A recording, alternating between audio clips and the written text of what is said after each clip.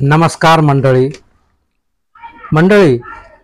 या मंदिराच्या चित्रावरून आपल्या लक्षात आलं असेल की सिन्नर येथील सुप्रसिद्ध गोंदेश्वर मंदिरामध्ये आपण आलेलो आहोत आणि तुमचा हा अंदाज अतिशय बरोबर आहे.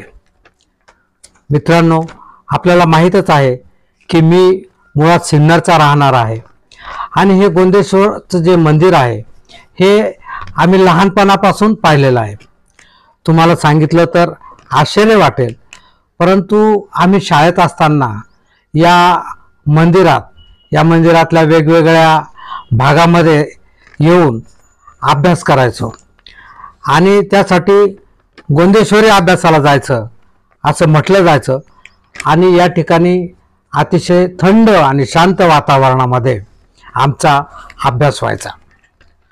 मंडळी, हे जे गोंदेश्वर मंदिर आहे हे 12व्या शतकात बांधलं गेलेलं आहे असं म्हटलं जातं. म्हणजे 1000 वर्षापेक्षाही जुनं असं हे मंदिर आहे.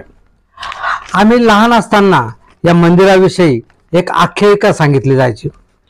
एक चोर होता आणि तो या मंदिराचं जे सर्वोच्च शिखर आहे त्या शिखरावर राहायचा.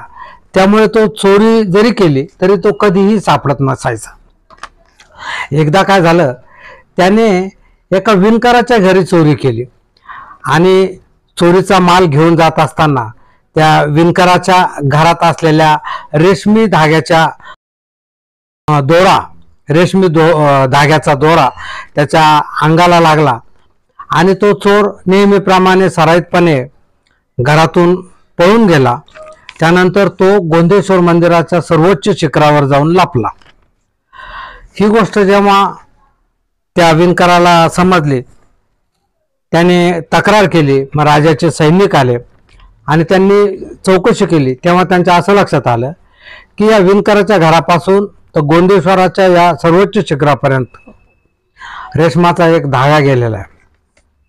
आणि मग ते सैनिक वरती चढले आणि त्या चोराला पकडलं असं म्हटलं जातं. तर या शिखरावर तो चोर राहायचा असं या गोष्टीमध्ये सांगितलं जायचं.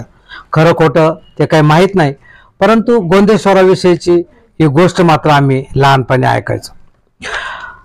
आणखी एक महत्त्वाची गोष्ट म्हणजे 4 मार्च 1909 या दिवशी भारत सरकारने या मंदिराला महाराष्ट्रातील राष्ट्रीय संरक्षित स्मारक म्हणून घोषित केलेलं आहे. गोंदेश्वराचं हे जे मंदिर आहे हे शिवपंचायतन पद्धतीचं मंदिर आहे.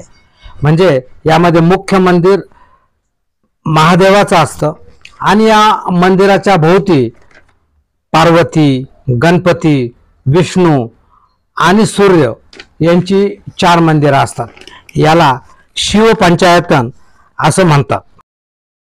मंदिराचा जो गाभारा आहे हा शिल्पकृतींनी अतिशय सुंदर सजवलेला असून या मंदिराचा प्रत्येक भाग, प्रत्येक इंच शिल्पकृतींची कमाल आपल्याला या ठिकाणी पाहायला मिळतं. मंडळी, विचार करा, एक इंच बाय 1 इंचचा जर दगड आपल्याला दिला आणि त्याच्यावर काही कलाकृती तयार करा असं जेव्हा सांगितलं तर आपण ते काय तयार करू शकू का? आणि जरी तयार करता येत असेल तर त्याला किती वेळ आणि कष्ट लागतील याची आपण कल्पना करू शकतो. म्हणजे 1 इंच बाय 1 इंचच्या दगडाला जर एवढा त्रास होतो, एवढे कष्ट घ्यावे लागतात, तर हे 125 फूट बाय 95 फूट लांबी रुंदीचं हे मंदिर आहे.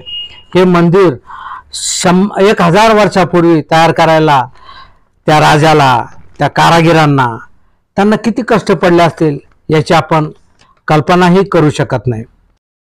मंडळी, हे मंदिर म्हणजे सिन्नरचं वैभव आहे. सिन्नरकरांना या ठिकाणी फोटो काढायला सहजगत्या अवेलेबल होतं आणि प्रत्येक सिन्नरकर या मंदिराच्या पार्श्वभूमीवर आपले फोटो निश्चित काढतात. गेल्या काही वर्षांपासून या ठिकाणी अनेक शाळा वगैरेंचे विद्यार्थी देखील येतात. त्याचप्रमाणे गावोगावीचे लोक सुद्धा या ठिकाणी येतात. मला तर वाटतं सिन्नरमध्ये सर्वात जास्त जे रील्स आहे ते गोंदेश्वर मंदिराविषयी झालेले आपण पाहतो आणि आम्ही सिन्नरकरांना देखील त्याचा मनापासून अभिमान वाटतो.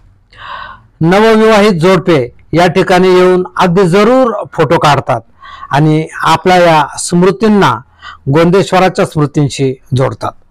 गोंदेश्वर मंदिर हे अतिशय चांगल्या स्थितीतलं मंदिर आहे. ही केवळ सिन्नरचीच नाही तर नाशिक जिल्ह्याची शान आहे. आता या मंदिराकडे येण्यासाठीचा जो रस्ता आहे तो दुरुस्त करण्याचं, त्याच्यावर कमान वगैरे उभारण्याचं काम चालू आहे. लवकरच हे काम पूर्ण होईल आणि अगदी सहजगत्या लोक या ठिकाणी येतील. पर्यटकांच्या दृष्टीने, ज्यांना जुन्या वास्तूंमध्ये इंटरेस्ट आहे, त्यांच्या दृष्टीने हे मंदिर म्हणजे मोलाचा ठेवा आहे. मंडळी, गोंदेश्वरला आल्यानंतर एक वेगळ्या प्रकारचं समाधान मिळतं. आपण एका प्राचीन वास्तूमध्ये आलेलो आहोत. यातील शिल्पकृती पाहून, यातील वैभव पाहून मनाला समाधान मिळतं.